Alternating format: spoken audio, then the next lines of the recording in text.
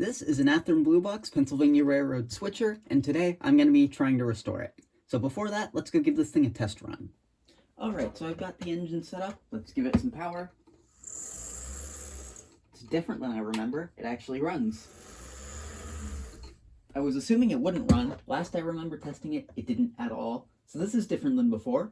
So let's go take this back over and go get to work. Alright, so it's time to get to work. I've already taken the shell off because it's not that difficult of a task on this thing, and I've also just discovered another thing. When I was testing it beforehand in the original video, this wheel set here was way out of alignment, and I just checked and it actually seems like it fixed itself or something.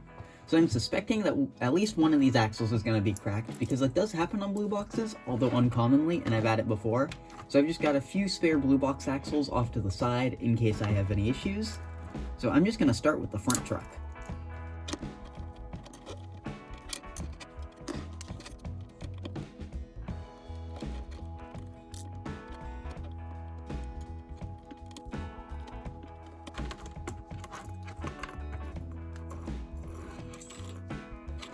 Right, perfect. Now I can set the chassis out of the way, and we can focus on this front truck.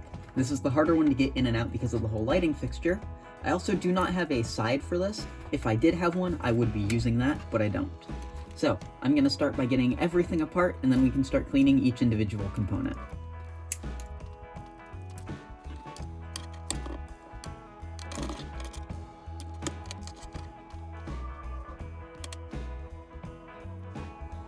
Both front axles also appear to have no cracks, so that is a good sign.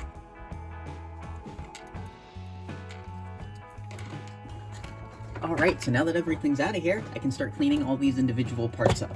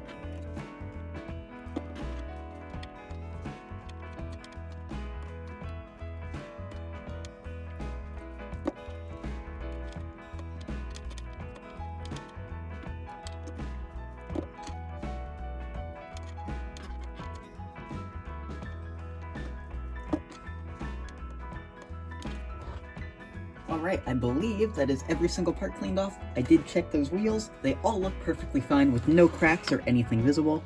So I believe next up what we can do is put this whole truck back together.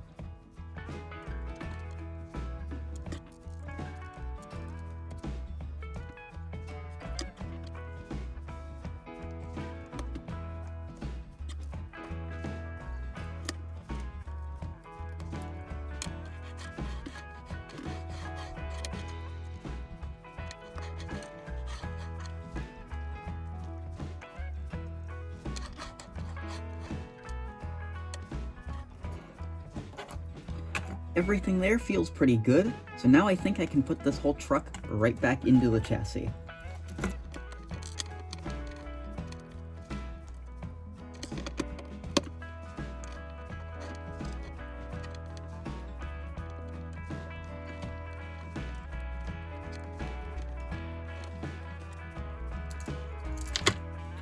that's great. Those motor mounts are not very good, apparently.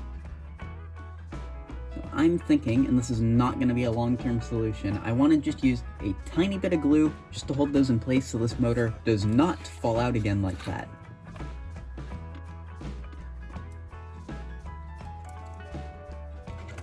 There, I've just used a little bit. It should not be a ridiculous amount, and this thing should work perfectly fine. So now I think the last thing I have with this whole gearbox is I just gotta put some grease on the worm gear, and the front truck will be done.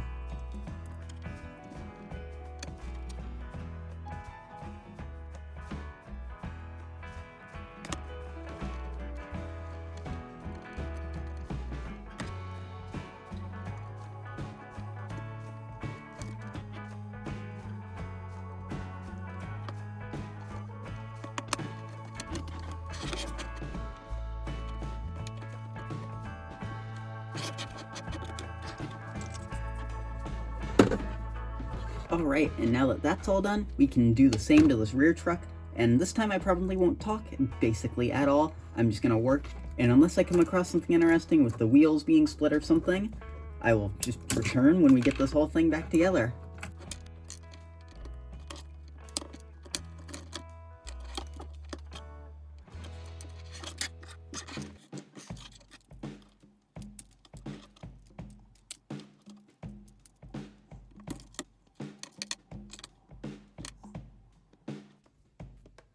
Just for safety, I am going to completely replace this one, because this was our weird looking axle, and I'd rather just put a fresh, good one in there, since I've got like 3 different spares. So one of those will be used in its place.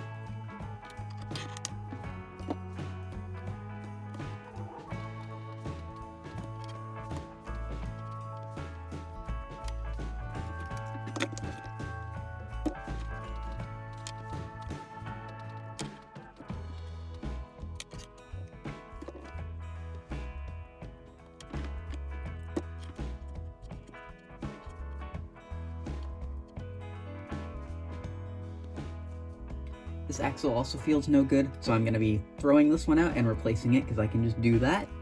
And something tells me that that's not going to be great.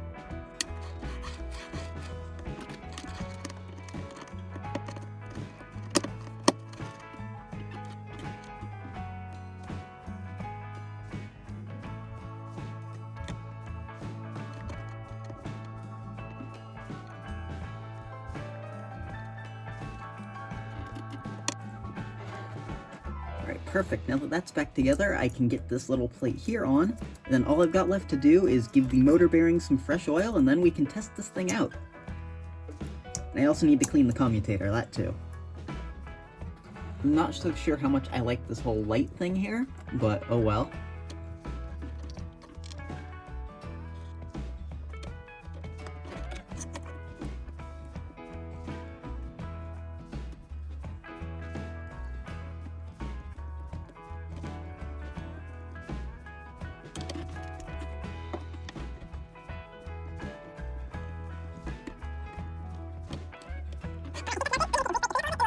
Alright, so now that I've cleaned up just a little bit, it's time to put this shell back on and go test the thing out. I don't think this will be a perfectly quiet engine just because it's a Bluebox and those bearings did not, or not bearings, the motor mounts did not seem the greatest, but we'll see anyway. Alright, let me figure out why this truck is kind of acting weird, and then I will come back. Alright, the problem with the truck was figured out. What was wrong is just that there was a little bit of this handrail that managed to get caught sticking up inside of the shell, and it was catching on the truck, so it's fine. So, let's go test this thing out, see if it runs any better. Alright, it's time to test this thing out. I'm not so sure how quiet the thing will be, because it's a Bluebox, and again, those motor mounts are not very good, but we'll run this thing forward, see how that does. It's a lot quieter than I was expecting. How about reverse? Reverse is more along the lines of what I was expecting, but it runs pretty well going forward, which is kind of shocking.